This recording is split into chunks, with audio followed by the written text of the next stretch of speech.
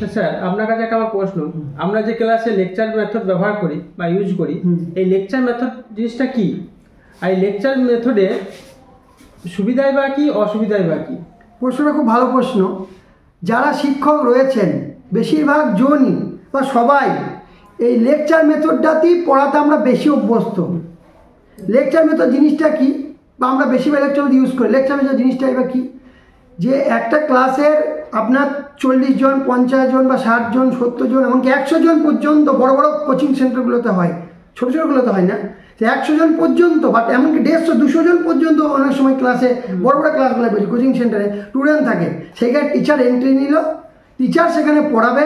সব থেকে ওখানে মানে সুইটেবল মেথড যদি বলে টিচিংয়ের, ওটা তাকে লেকচার মেথড ইউজ করতে হবে। তা লেকচার মেথড জিনিসটা কি, অনেক মেথড আছে পড়াশোনার ক্ষেত্রে। লেকচার মেথড হয়, সেটা যে ব্রেন স্টর্মিং হয়, যেটা সেমিনার সিস্টেম হয়, বা ডেমনস্ট্রেশন হয়, বা এরকম ব্যাপারগুলো অনেক মেথড আছে পড়ানোর ক্ষেত্রে। তো লেকচার মেথডটাকে ইউজ কাকে বলে, বলতে যখন একটা টিচার প্রচুর সংখ্যক ছাত্রকে পড়াবে, ঠিক আছে, সেটাই হচ্ছে লেকচার মেথড। এবার লেকচার মেথডে কি হয়, সুবিধাটা কি জিনিস, এটা প্রথমে বলা কি, এটা একটা প্রাচীন একটা পদ্ধতি, একটা প্রাচীন পদ্ধতি লেকচার মেথডটা। এবার লেকচার মেথডে কি হয়, যে অল্প সুবিধা বলছি, অল্প সময়ের মধ্যে 10 মিনিট বা 20 মিনিটের মধ্যে বা আধা ঘন্টার মধ্যে বা 1 ঘন্টার মধ্যে প্রচুর সংখ্যক ছাত্রছাত্রীর কাছে আপনার জ্ঞানটা পৌঁছে দেওয়ার একটা সব থেকে ভালো মাধ্যম হচ্ছে এই লেকচার মেথড। আচ্ছা, ঠিক আছে। এবং লেকচার মেথডে কী হয়, অল্প খরচাতে হয়ে যায়। যেমন বলি, আপনি যে টিউশন পড়ান বা টিউশন পড়ান, উদাহরণটা দিই, আপনার টিউশনি ব্যাচে যদি 15 জন পড়ে, ঠিক আছে, তাহলে 15 জন পড়লে আপনাকে 150 টাকা বা 200 টাকা মাইনে দিলেই চলবে। 200 টাকা মাইনে দিলে 3000 টাকা আপনার হয়ে যাচ্ছে। কিন্তু পার্সোনালি যদি ফেস টু ফেস যদি পড়াশোনার মেথডটাকে আপনি অ্যাপ্লাই করেন ওখানে, তাহলে আপনাকে 3000 টাকা দিয়ে আপনার কোনো বাড়িতে নিয়ে গেলে, হোম টিউশন নিয়ে গেলে পড়ালে তবে আপনার পোষাবে। সবার পক্ষে সেটা সম্ভব না, 3000 টাকা সম্ভব না। ওই জন্য কি আছে, ইকোনমিক্যালি যদি বলেন, অল্প টাকার মধ্যে যদি পড়ানোর কথা বলেন বা বেনিফিট যদি দিতে চান, সেখানে আমাকে লেকচার মেথডটাকে ইউজ করতে হবে। তাহলে কি বোঝা গেল, অল্প টাইমের মধ্যে প্রচুর পরিমাণে জ্ঞান দেওয়া সম্ভব। 2 নম্বর কি হবে, যে অল্প টাকার মধ্যে পড়াশোনাটা করা সম্ভব হয়।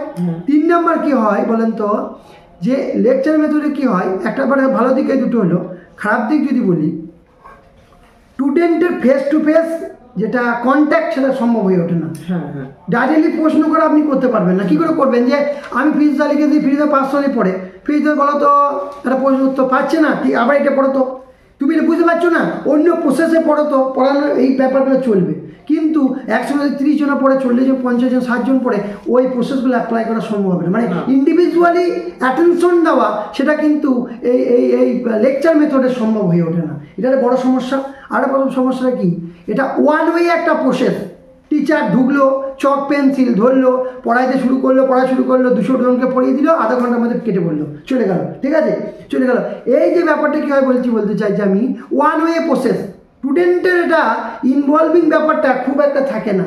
কিন্তু অন্য যদি আপনি মেথডগুলো অ্যাপ্লাই করেন, সেখানে স্টুডেন্টের হয়তো ইনভলভিংটা বেশি থাকবে, ঠিক আছে। এবার আরেকটা প্রবলেম এখানে বলি, টিচার যদি ঠিকঠাকভাবে লেসন প্ল্যানটা না করতে পারে, কোর্স প্ল্যানিংটা না করতে পারে, তাহলে স্টুডেন্ট একটা বোরিং হয়ে যাবে। একসঙ্গে 200 জন রয়েছে, আমি 200 জনকে কন্ট্রোল করার ব্যাপার থাকে, ঠিক আছে। আবার যদি লেসন প্ল্যানটা যে আপনি ঠিকঠাকভাবে প্ল্যানিং না করে আসতে পারেন, এইখানে এই লেকচার মেথডে স্টুডেন্ট কিন্তু বোরিং ফিল করবে।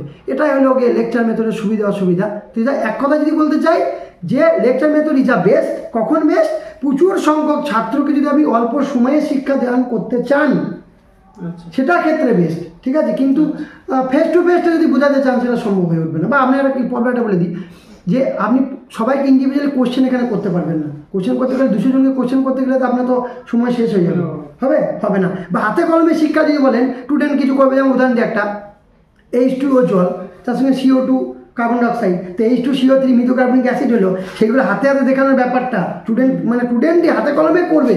এইখানে কিন্তু লেকচার মেথডে সেই সুযোগটা থাকে না, ঠিক আছে। কিন্তু একটাই সুযোগ বললাম না, একটা কথা, যে একসঙ্গে আপনি 500 জনকে পড়াতে পারেন বা 200 জনকে 100 জনকে পড়াতে পারেন, সেটার ক্ষেত্রে lecture method is the best, ঠিক আছে।